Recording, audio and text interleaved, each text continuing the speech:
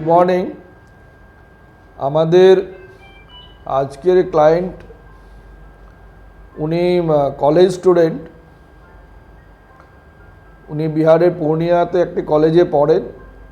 ফোরহেডের বাইটেম্পোরাল অর্থাৎ দুটো সাইডে যেটা ছেলেদের লস হয় সেই লসটা কভার করবার জন্য উনি হেয়ার ট্রান্সপ্লান্ট করছেন।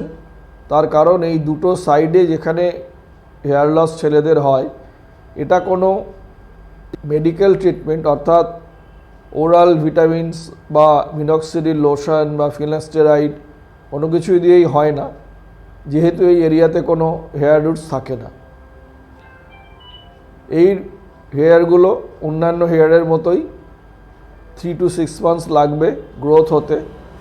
আমরা পিছনের অক্সিপিটাল এরিয়া থেকে হেয়ার কালেকশন করেছি এবং ফোরহেডে দুই সাইডে এখন এটা লাগানো হচ্ছে।